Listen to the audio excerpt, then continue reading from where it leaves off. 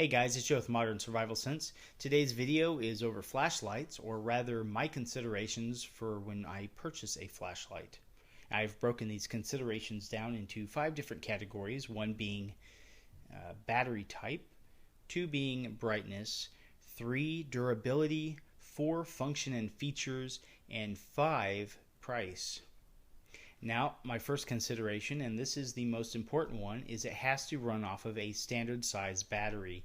And when I say standard, I mean AA, AAA, something that's real easy to come by.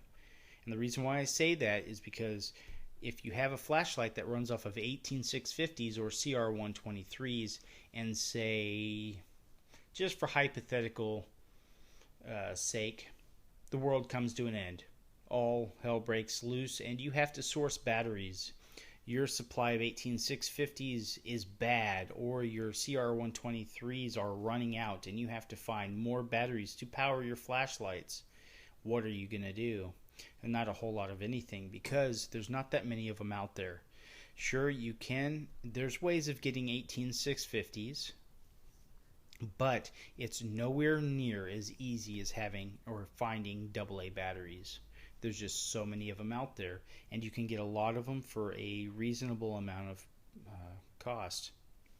So when I look for a flashlight, it has to have a standard size battery, and I'm kind of gravitating towards AA's because they do have more power than the AAA's.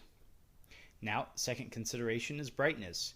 Another thing that people get hung up on here within the last several years is having to have the brightest, most powerful flashlight on the market, and for the most part, that's not necessary.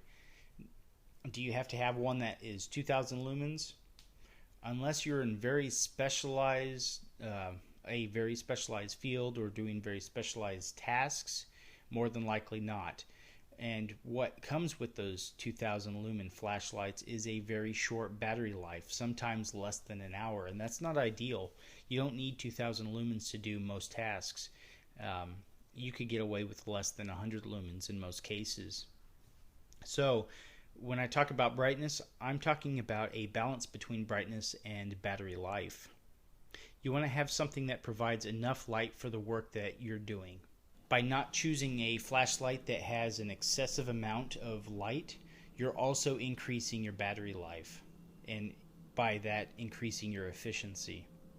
Alright, the third consideration is durability. I like to look for flashlights that are drop resistant or waterproof. This one is waterproof down to so many feet for so long, and what that means is if I'm in adverse conditions, I don't have to worry about this failing on me, and that's what I like to look for, because durability equates to long life. The higher the durability, the longer it will generally last. So you want to look for something that is waterproof, drop resistant, doesn't have a whole lot of opening points. And to give an example, say this one, I actually like this flashlight. It's a Rayovac, 1 watt. One issue with it though is you have 2 different openings, and some flashlights have stuff like this where you can open the top and bottom of it. Well, there's a problem because now you have 2 different locations where water can penetrate the flashlight, and if it does so, this is toast. So one of the things I look for is, only having one entry point that water can get into, and being able to have that sealed off, say with an O-ring like this one does, right there. Alright, now the fourth consideration that I look at is function and features of the flashlight. Now most of these flashlights, or all of them as you see, are on the face of the flashlight. Well, that doesn't help you much if you need light. One of the features that I like to look for is a flat base. And what that allows you to do is, say you're in a room that has no power and you need to be able to illuminate the whole room. Well, what you can do is sit it on a flat surface on the base with it on, and what this will do is allow the light to hit the ceiling of the room and basically illuminate the whole room, and you can see everything that you're doing. just by having one small flashlight like this.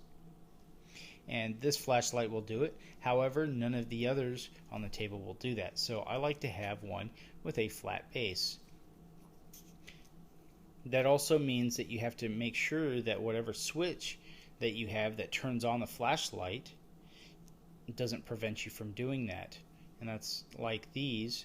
You see, these are push button switches, and they extend past the base of the flashlight, so this doesn't do me any good. Now, another feature I like to look for is lower brightness settings, and I touched on this with the brightness of the flashlight. I like to have something that allows me to turn the brightness down. I don't have to have 3,000 lumens to be able to do work in a house. It's just not necessary, or even outside camping. See, like this flashlight, it starts off in a low setting. Now you can twist it off and back on to generate higher lumens, but it's not necessary to do most work. You can have it on the low setting, have a battery that lasts for a long time, and this does very well. Now I don't need to have a lot of light or brightness settings. I don't necessarily have to have the strobe or the SOS. I just prefer to have a couple of different brightness settings so that I can extend the battery life of my flashlight. Another feature that I like to look for is portability.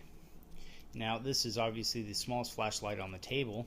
It's not the weakest. This provides more light than, say, those 3 flashlights. It may be close to that one. But look at the size factor.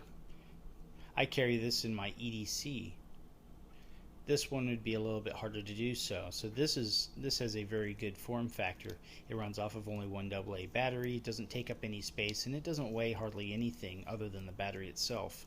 So those are just a few of the features that I like to look at when I'm considering purchasing a flashlight. The last consideration that I have on my list, and probably the most important and most subjective, is price and affordability.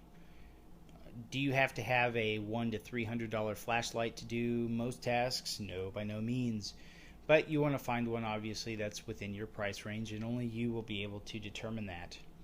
Well, I hope this shed a little bit of light on various considerations when purchasing flashlights. And I hope you enjoyed watching my video. If you did, give me a thumbs up and subscribe to the channel. Comments and questions go in the comment section below. And until next time, guys, this is Joe. See ya.